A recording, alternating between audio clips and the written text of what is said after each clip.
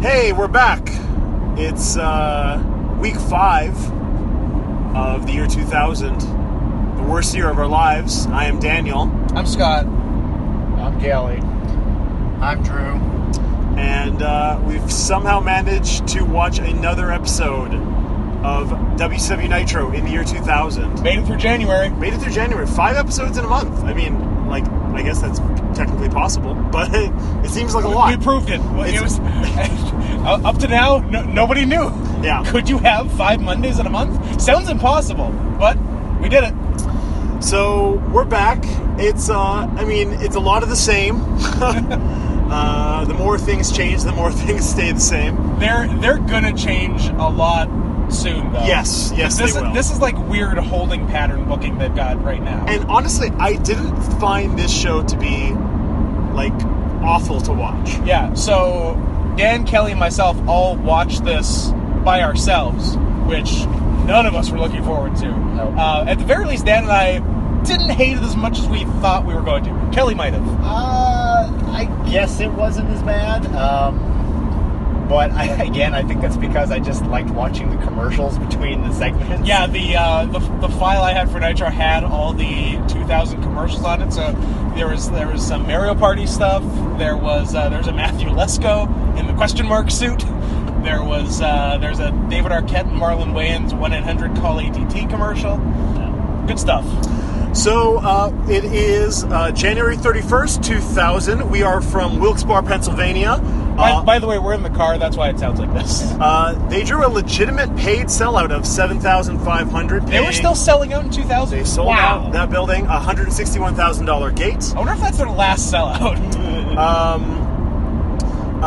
It is the 5th straight week of January that features the NWO basically opening the show in the back. Sitting. Yeah. Just sitting around with girls, multiple members, the majority of them unable to wrestle. Yeah, almost everyone. So this week, Commissioner Kevin Nash is not even there. Not there. He legitimately hurt himself the previous day. At a house show. No. Oh. Getting out of his car and slipping on ice. Yeah. So he legitimately went and had to get surgery the day of this Nitro. Also noticeably absent, Buff Bagwell. Not sure why he wasn't there. But both guys were, I guess, supposed to be factored pretty heavily into the show. Show had to be rewritten kind of on the fly or the afternoon of. Also noticeable by his absence, Bobby the Brain Heenan legit had strep throat. So the afternoon of, they call, I don't know about you guys, but my favorite color commentator of the year 2000, good old Mark Madden. Making his WCW debut. Right. I don't know about you, but literally the first note that I have on my phone here just says, Madden. Ugh. I had a similar one in my notes. Yeah. I guess he wasn't awful, but he kind of was. I don't know if it was just my preconceived notion, I see Mark Madden and fuck this guy. Immediately I'm like, fuck this guy, fuck his face. And not in that kind of way. But, so the NWO are kind of palling around. I think Scott Hall gets a phone call. It's Kevin Nash telling him he's not going to be there. He passes the phone to Jeff Jarrett. I guess we don't hear this, but Nash tells Jarrett that he's going to be the acting commissioner. Hall's like, oh, we're all going to work together. And Jarrett's like, no. I get to be the acting commissioner. And they're all kind of palling around. And I wrote this note, NWO uncool. Because I distinctly caught Jeff Jarrett saying, NWO in his house!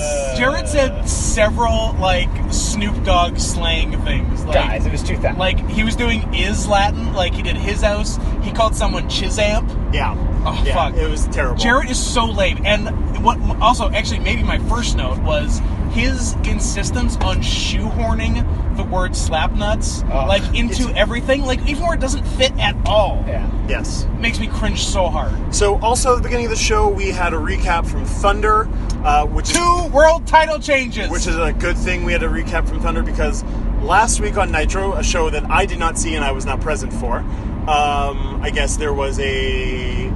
Did Kevin Nash get the title? Sid. Sid got the title. Sid beat Nash for the vacant title. Yes. Then he was forced to hand it back over to Nash. Correct. Who By Commissioner Nash. by himself. Sid then had to face Nash and one of the Harris brothers in a handicap match. The Harris brother he didn't beat on the way to Nash on Nitro. Yes, and he beat both of them and won the title back. With a crossface. Yes, with a crippling crossface. I noticed that. That was poetic because this is in fact the night that the Radicals debut on Raw. Yeah. So the show that we were reviewing for you tonight, this goes head to head. AKA the nail in the coffin on WCW. No kidding. I have a note here that Sid arrived at the arena wearing a sick Charlotte Hornets jacket. Yeah, so awesome. And like a backwards hat, didn't he? Fucking right. I don't know if there was a hat. He might have had one at a different time. I do remember a hat, though. Okay, fair. So our first match of the evening is another opening round contest of the WCW Cruiserweight title for the vacant title tournament. Yeah, vacated by Oklahoma. Yes. It is Lash LaRue versus Evan Courageous with 3 count at ringside, who liberally interfere in the course of a 2-minute match. I hate Lash LaRue's poofy hair. Yeah. It's not great. He looks stupid. The match itself wasn't terrible. It's okay. It was pretty inoffensive. I hated it less than I was expecting to hate. I recall there being a pretty cool Evan Courageous springboard crossbody to the floor. Lash LaRue debuts his new finish. Yes. Which, by the way... All of us have notes on this. Yes. So, he used to use the Whiplash, which I believe was a Moonlight Bomb. Yes. So that was his old finish. Now, this is the Whiplash 2000. Yes. So, imagine you're setting a guy up for a Russian leg sweep, but instead of holding with the arm around the head and holding the guy's arm, you just drop that, put him in a cravat, and you basically take a neck bump, you go backwards, and you take a neck bump, and you pin him. Did you remember him doing that move? No. Not once. No. As he was setting up, the Whiplash 2000 he calls it Whiplash 2000. I'm like, nope, you're just making that up. This didn't actually happen. And then, he gave himself a neck bump, but he floated over into that landed pin. Right on him. So sweet. Spoiler alerts, I did this move 6 months ago in a match. So Lash LaRue wins. Refereeing was kind of bullshit. Like, he had to ignore a bunch of 3 count interference, but whatever. Including Shannon Moore getting in the ring. Yes. But he didn't hit anyone, so I guess no DQ. Yes. So that brings us to the next match. Actually, before the next match, there was, at this point in the show and later on in the show, I don't know if you guys took a note on this, there was random Dustin Rhodes PSAs. Oh, yeah, I did see that, I saw it, I fast-forwarded and did not take a note. Oh. Actually, I thought it was a commercial, so I fast-forwarded. I mean, it technically was, but it was just, they had nothing for him, so it was just like Dustin Rhodes doing "Don't try this at home" commercials. But it wasn't even so much like "Don't try this at home." It's like, I've been doing this. Was it maybe "Try this at home"? Because I prefer those. It was a "Don't try this at home," but like it was very lazy. It was just more like, I've been doing this a long time. I know what I'm doing. Piss off. There you go. That's all you need to know. That brings us to our next match. It is, I guess, in theory, for the WCW Tag Team titles. Yeah, it was. The Mamalukes, Vito and Johnny the Bull, versus David Flair and Crowbar. Crowbar cut a promo before this. That was kind of clever, I guess. That's what you missed last show. He's the best commentator. They did, it was Mamalukes versus Finley and Knobs. Yes. Flair, Daphne, Crowbar did commentary. I see. Flair, horrible. Sure. Daphne, horrible. Absolutely. Crowbar, awesome. Yeah. He was so good. He was carrying the fuck out of this team. His promo was just him using a bunch of, like, catchphrases and, like, from, like, old-timey kind of wrestling. Like, he was very, like, vaudevillian. Contrary to his gimmick. Yes. He did the same thing on commentary. He did, like, old school, like, he was doing, like, Lance Russell commentary. Yes. So, they started... So, actually, it was right at the conclusion of the promo, in the back. They jumped him. The Mamalukes jumped them, and they brawled outside. They back body dropped Big Vito into a pile of snow. Yep. That was pretty awesome. That was cool. They came back inside. A referee just happened to be there. And it's like, a match. All right, match on. Yeah. They brawled their way towards the ring. This was okay. It wasn't... Crowbar did everything. Yeah, basically. David Flair sucks. Yeah.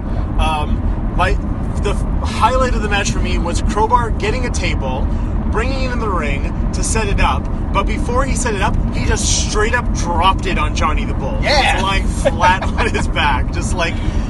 old school like Sandman table suplex, but it was literally just Drop. like hold it over the guy from about 5 feet up and it dropped. There was some fuckery with Disco was doing commentary, and then he was like, "Nah, my guy's got it. And then when they obviously didn't have it, he's like, fuck it. He interferes. Big Vito does a shitty top rope splash off the top rope. Through a table. Puts Crowbar through the table. That's your finish. Yep. One segment we actually did miss before that was the NWO coming to the ring, announcing that Jarrett was the commissioner for the evening. Oh, and Steiner being Steiner? Yeah, Steiner riling up the locals, saying that like all the hot women in the NWO were better looking than their girlfriends. And officially making the Harris Brothers NWO members. Yeah, further watering down the NWO. All the hot girls came out wearing like double XL NWO shirts. Huge NWO shirts over like one piece. But then it became obvious because they took them off to reveal like their boobs. Yeah. And then Ron and Don Harris put those shirts on. It was also during this that Jeff announced that he was open to being bribed. Yes. More on this later. And by later, I mean right now. Brian Knobbs was the first one to take him up on his offer. I guess stemming from him and Finlay breaking up the previous week. Their completely stupid breakup. Yeah. So Knobbs says, here's some money. I want you to put Fit Finlay in a match with Lex Luger. Yeah. Because if I need someone to kick Finlay's ass, I want Lex Luger. Glassman Lex Luger to fucking do it. So. And also, I keep forgetting that the year 2000 is the year where everyone said "fuck it" to gear. Yeah. It's just whatever clothes you can find. Yeah. Speaking of fuck it to gear, but thumbs up to sweet street clothes, Harlem Heat 2000 came out. Oh, yeah. Always the best dressed. Always the best dressed. Yeah. So Booker comes out first to his usual theme and whatever fanfare. Harlem Heat 2000, now managed by Jay Biggs, the former Clarence Mason. The future Damon Kendrick. They cut a promo on how Booker can no longer use the Harlem Heat music. He can no longer use the letter T in his name because all properties of Harlem Heat. Yeah, because he left Harlem Heat. They even said he probably doesn't even have a wrestling license anymore because that's somehow tied to him being a member of Harlem Heat. Ahmed Johnson, Big T, cut a promo. You could understand it, but it was straight up. But he's still a mushmouth retard. So then, I'm trying to remember how it went down. I think they convinced Harlem Heat 2000 to leave. It was supposed to be a match between Booker T and Big T, but it didn't happen. It didn't happen. They left. Yeah. So Booker and Jay Biggs had like a conference in the ring. And then Booker just punched him. Which quickly led to Booker just kicking his ass, which led to Harlem Heat 2000, who had left seconds ago, having to run out to stop Booker. And they beat up Booker. But then Midnight made the save for Booker, but then she got beat up as well. Yeah. Was Stevie Ray giving her those mean stomps like he was that last time they did? I don't remember anything that mean. No, she jumped on Big T's back. He just kind of like tossed her off, and then she sold to the floor. Did we mention that Drew hasn't seen this episode? Yeah. If you're wondering if Drew hasn't seen the episode, he has not. Booker T gave Jay Biggs a crazy oh my god, atomic drop where he nearly just shot him all the way over and like dropped him on his head. When he lifted him up, I gasped. Yeah, I was like, whoa.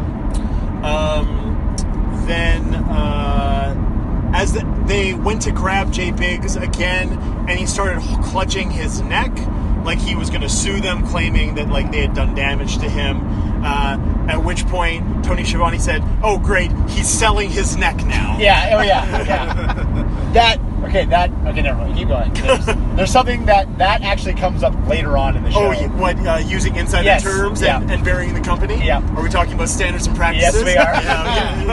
Yep. We'll get to that in a bit. We'll get there. At this point, we see Norman Smiley shows up in a Wilkes-Barre Scranton Penguins AHL jersey, he then gets chased by 3 count through the back, at which point he gets free from them. He finds the Kiss Demons like sarcophagus. weird sarcophagus Iron thing. Maiden. Yeah, Iron Maiden. I think that's a good word for it, Iron Maiden. He's like checking it out, and it starts closing on him. At which point he starts screaming because he's being trapped inside the Iron Maiden gimmick. At next point, we've got Billy Kidman taking on the Wall. They did not do much. No, it was 1 minute long. It was short. The Wall took a couple, he took a cool, toss-up Rana from Kidman. He actually, you took the pop-up Rana well. and he picked Kidman up and actually tossed him pretty high for a press. But they really didn't do fuck all. Yeah. The finish was more WCW bullshit. Tori Wilson, for some reason, gets up on the apron. By the way, Tori Wilson is with Kidman. This was news to me that she was with Kidman. I guess she was randomly put with him last week as well. Yeah. But with no explanation as well. She just, hey, here's Kidman and Tori. So Tori comes up on the apron. The Wall is going to give Kidman a choke slam. Vampiro comes down. He does a top rope spin wheel kick on Kidman. To Kidman's back. Which causes him to land on top of the Wall. And then the ref has to stay distracted, and the Wall has to stay pinned, while Vampiro takes his sweet fucking time getting out of the ring. He goes back to the far side of the ring. Finally, the ref turns around, counts to 3, Kidman wins. And I should I'm so confused by what just happened. Yeah, well, So Vampiro spin kicks Kidman in the back of the head. When he's being held up in the air. choke slam. And that causes Kidman to fall land on top backwards of the wall. onto the Wall. So does the Wall lay there like he's out? Yes. Or is he selling it like, oh, I can't get this tiny guy off of me? No, it's like he got hurt. He got hurt, yeah. Sure. I was just gonna say, Kevin's big fucking Italian nose get him in the eye. this is also running a common theme of distractions that aren't really working or shouldn't work in real life, because Tori gets up on the apron to distract the referee, and as she's doing that, Vampiro runs in, climbs the top rope, but he's on the same side as where the referee is. He's in his vision. Yeah. They don't understand that you have to have your back fully turned for this to work. He would be in his peripheral vision, 100%. Yeah, it was terrible. And although this was one of the stupider ones, they have gotten behind Kidman. Yes. Well, I was going to say, this kills the momentum. He's won everything. Yeah. This kills the momentum of 2 good Kidman matches in a row. Also, yes, true. Also, too, after the 3 count, Kidman immediately gets out of the ring and he goes after Vampiro and he grabs him, I guess, to confront him about everything, and then they cut. They cut, and that's it. We never know what happens. If you have not noticed by this point, if you're watching these shows with us, WCW in 2000 are the king of these really sharp, out of nowhere cuts. Really ADD cuts. Yeah, they just cut things off before they have room to breathe or before they've kind of finished settling even. It's the opposite of current WWE promos. Yeah, where they leave things hanging for too long. Way too long. Yeah. At this point, Finlay hits up Jeff Jarrett, also gives him money to, instead of booking Finlay versus Luger, book Knobbs versus Luger with Finlay as the referee. It wasn't Finlay's idea, though. No? No, it was Jarrett's idea. Jarrett just thought it would be funny to fuck over Knobbs. Oh, that's right. At which point, they cut to Knobbs sitting in his locker room. Watching it. Going, oh, fuck! Freaking out. But as soon as they cut to him, his monitor that he's watching the show on goes blank. Correct. Should he not be, in theory, watching himself on the monitor? Yeah. Anyways. Well, they had to turn off his monitor, otherwise we would have got caught in a space-time loop. I guess so. So at this point, we get Ric Flair making his first appearance in WCW since Halloween Havoc. He actually cuts a pretty good promo. Yep. He name drops every Major League sports franchise in the state of Pennsylvania. He name drops Jaromir Jagr. He name drops Eric Lindros, Mario Lemieux. So here's where he's going with this. He brings up all these sports franchises that, in theory, the people in Wilkes-Barre will like, although people who like the Penguins don't like the Flyers, and people who like the Steelers don't like the Eagles. I feel like the biggest pop was Penn State. Yeah, Wilkes-Barre is kind of central PA, and Penn State is as well. So he brings up all these franchises and teams. They all pop for it, and he goes, "Hold on, all those things, put them all together. I'm still better than all of them. I'm Ric Flair." Because the brainiacs running WCW at this point thought, Ric Flair, haven't seen him in a while. We're in solid WCW country. Yeah, he's been off TV for 3 months. We're on the East Coast. Let's bring him back as a heel. Idiots. The only problem is, even though he name drops all these teams that they all get a pop, then says he's better than them, he gets a bigger pop than all the teams do. So he cuts a promo talking about his Armani suit and his Armani tie. Armani or Gucci? I can't remember. It was Gucci, actually. Might have been, yeah. At which point, Terry Funk comes out, and they have a back and forth. Funk's in the aisleway, Flair's in the ring. Now, I found this kind of Funk comes out and talks about how Flair's jealous, and he starts talking about Mick Foley's book. Oh yeah, complete non sequitur. Yeah. He's just you're jealous of me. You want to know why you're jealous of me? Yeah. Mick Foley's book has a quote where he says that Ric Flair can't compare to a pimple on the ass of me, and you believe it. Completely random. Flair comes back with, Flair's the I've best. had world titles at WrestleManias, Starrcade, so the second straight WWF reference in 2 sentences. His exact quote, in fact, is, I've had more titles than you have cows on that little chicken ranch of yours, Funk. And that was too much for Terry Funk. Chicken ranch! Yeah, Terry Funk, chicken ranch. He starts taking off down the aisleway, at which point Flair says, I'll slap the shit out of you, Funk. Yeah, he does. Which does get believed. Continuing the trend of people swearing on WCW. Cool guys swearing on WCW also, television. tons of bleeping audience chants, which I think that was a new one this week. Yeah. And then I think it was mostly asshole that they were bleeping. And then I guess they just kind of got pulled apart. Really they fought a little bit and got broken. Fight. Yeah, they did pull apart with a bunch of refs and whatnot and security. Kelly. Yes. What do you want to tell me about Lenny and Lodi, a.k.a. Standards and Practices, and their meeting backstage with Miss Hancock, a.k.a. the hottest woman in the Attitude Era? Yeah. So hot. Well, anyways, they come out and they're because before they were wearing suits, yes? Yes. Yeah. They're now wearing kind of weird, they're wearing basically what you would find in the year 2000, Hot Topic. They're wearing their shitty 2000 street clothes. Yeah, pretty much. And they're we've had enough of this. Oh, because I think during the tag title match, Hancock came out. She came out and was eyeing the competition. But they weren't with her this time, whereas they have been before. It's we don't need this anymore. It's no more suits. We ain't. It was we're done dressing up a bunch of idiots to get you over.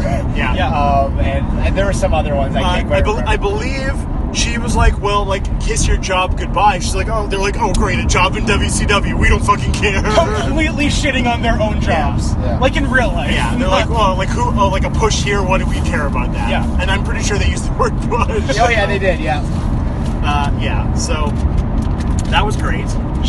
Also, Hancock is a horrible promo. Yeah, she's not a good promo at this point. She got better. She did get better. But yeah. She is lovely, though. She's lovely. Oh, come back. Come back, State. She's still lovely. No, she is still lovely. I think she's someone's baby daddy now, but Yeah, she is. She is someone's baby daddy? yeah, that didn't come out right. Okay. I'm there is some Keebler news that I have not been keeping up on. All I know is that George Clooney fucked up. He did fuck up, although his wife's really attractive too. She ain't Keebler. I think she's a better breadwinner than Keebler is, though. Yeah. She's some kind of international she's an international lawyer. Yeah. I think she's so cool.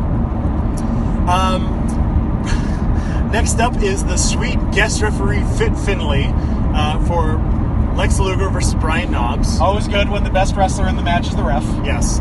This match was stupid. Yeah, the match was no good. Whenever Knobbs would get in the offense, Finlay would just casually deck him from behind. So Luger would take over. Luger, by the way, since coming back, he's disgusting. Yeah. But Liz is also kind of disgusting too. Yeah. They won't shut up about how Liz is in the best shape of her life. She's on Luger's diet She's plan. hanging out with Luger, but she's so fake tan. She's real leathery. And it just looks. Yeah. She's still not a bad-looking woman, but it's just not the Liz that we're used to. I definitely wrote in a note. Like every time I see Liz, I get really sad, and like not just because she died young, but because I don't think 1 second of footage exists where she looks like she's happy to be on camera. Yeah. Ever. 80s onward. I think that's part of her personality. I think she was naturally a shy woman, but she was. But still. But like she's even when she's a heel. Yes. She always looks terrified. Speaking of terrified, Lex Luger. Yeah. Lex Luger bumping is awful because he keeps putting his elbows down because I think he's made of glass. Yeah.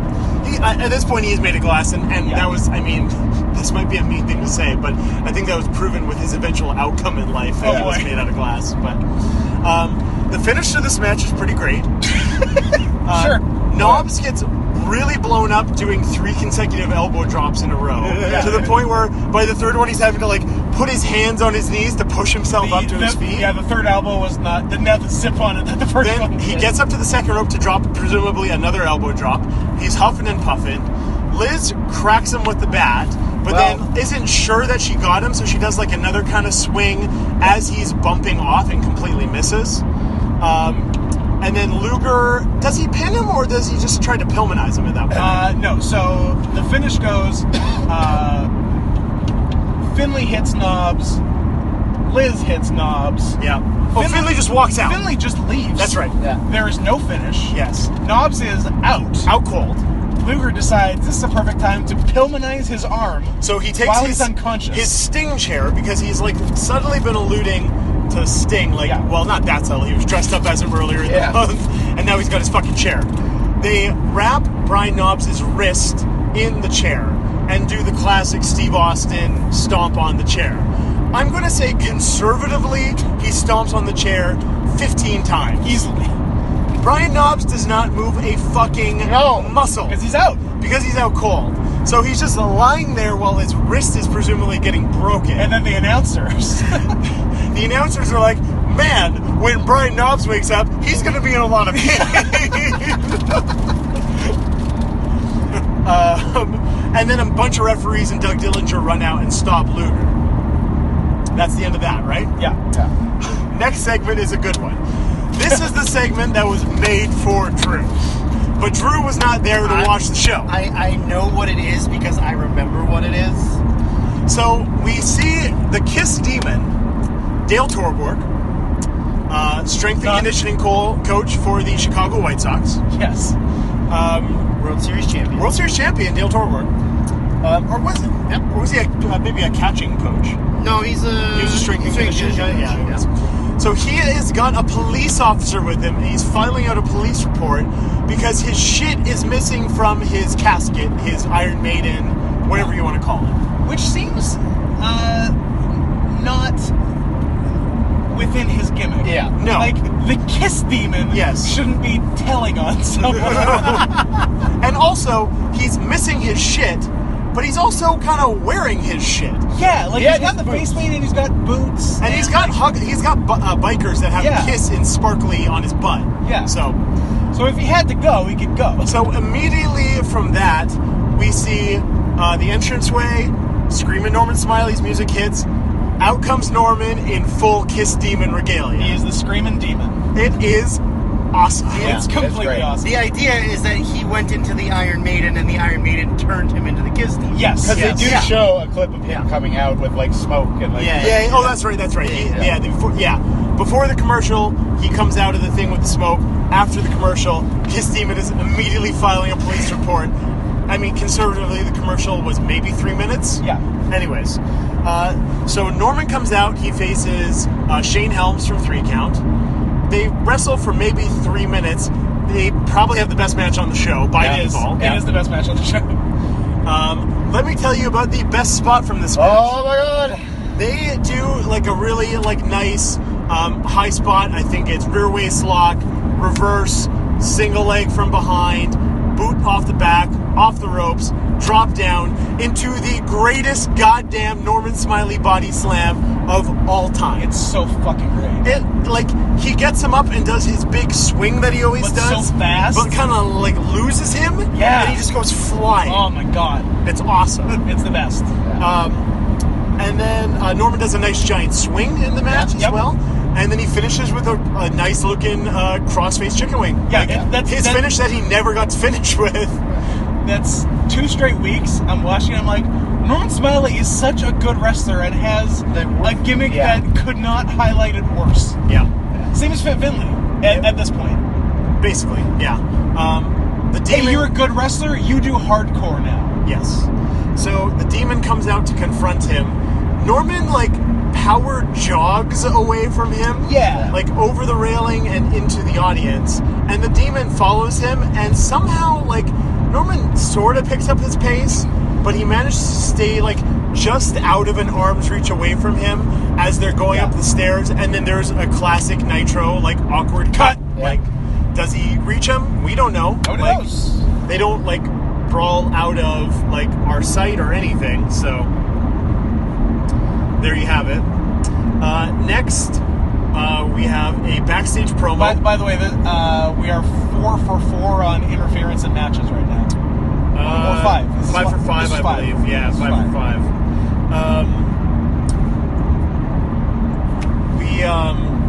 We come back. It's a DDP promo in the back with Kimberly Page. My first note just says Kim's boobs. Oh yeah, Kim's boobs. Because they were phenomenal. They're popping. They're popping huge. Question: was the Buff Bagwell feud ever finalized? Did we ever find out anything? They absolutely talked about it like it was finalized. Yes.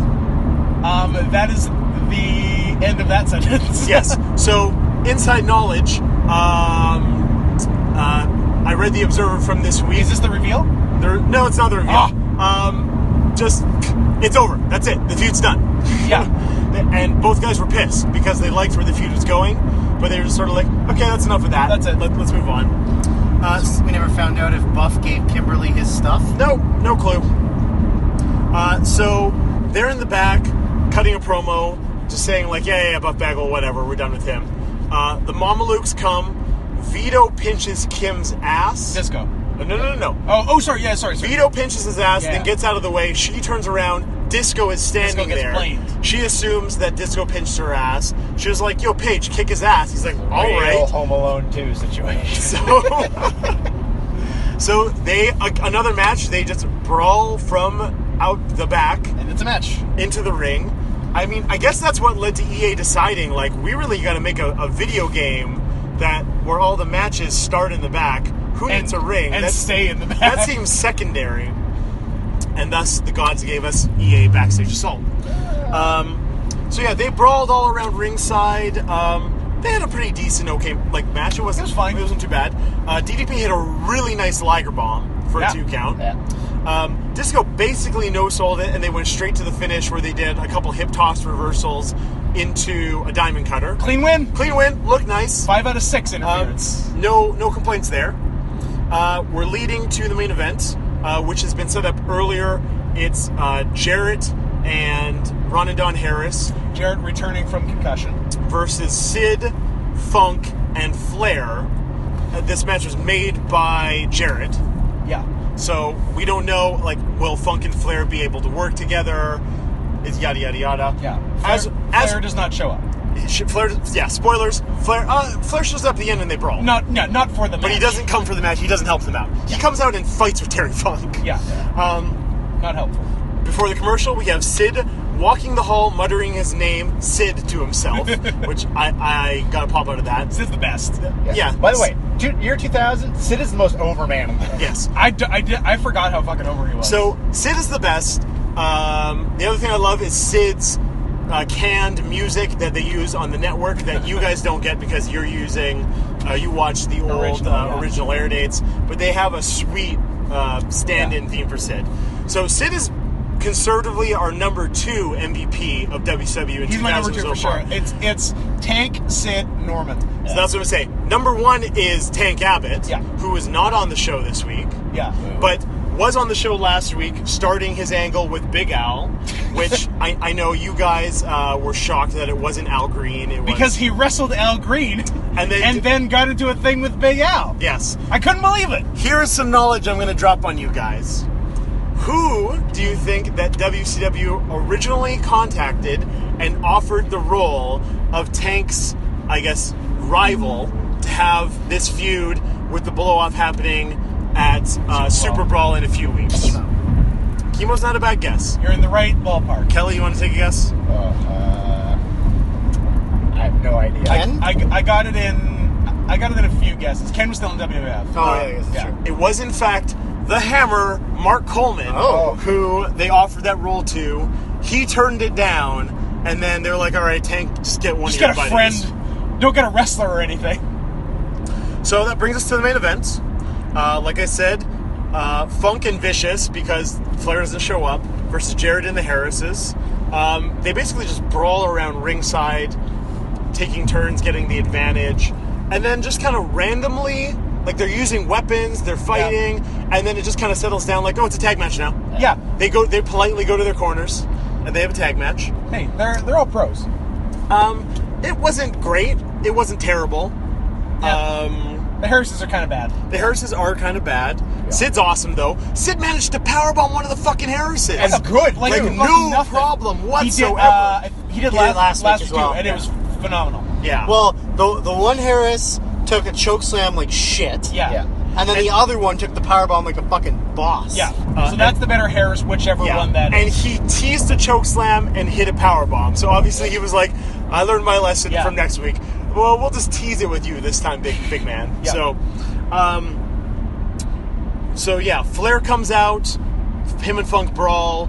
I think in the melee, the ref gets distracted. Sid gets hit by a guitar by Jarrett and pinned in the middle of the ring, 1, 2, 3, setting up Jarrett being the number one contender for Sid's title. And Jarrett, as acting commissioner, named himself that. That's not the exact match that happens at Super Bowl. At Super Bowl, no? I looked it up. Because literally when he made himself the number one contender, I'm like, I wonder if this match even happens. Yeah. It does. But it is a three-way. Yes. Also involving Scott Hall. Sure. In the year 2000. So I'm sure it's a winner. I think you need to stop doing that. I think we need to just let it ride. And then when we get like the still frame pay-per-view recaps the following week and we go, hey, what happened there? So that basically brings us to the end of this episode of Nitro. 6 for 7 on interference. Yeah, tons of interference, tons of just awkwardly booked shit. Somehow flew by. Hour and a half. Didn't bother me at all. Wasn't bad. Looking forward to next week where hopefully all four of us can watch it and maybe review it in a car again. I don't know. Who knows? Wait, what was the reveal? The hammer? The hammer Mark Coleman was the reveal. Gotcha. Yeah. What could have been? He could have cut Mark Coleman's beard off with that knife. Would they still have said it if he did it with Mark Coleman? He's going to shave his eyebrows. Big Al had a little bit of facial He had a goatee, I think. Yeah. It wasn't. I've watched it very recently. He had, it wasn't enough to cut off with a knife at all. Gotcha. But I wonder if they would have said it for clean-shaven Mark Coleman. Well, I think that is our big dramatic cliffhanger for next week. We gotta go pick up Sweetums on the side of the road here. Join us next week where I'm sure more stuff will happen that had nothing to do with the stuff that happened this week. That's how we do it.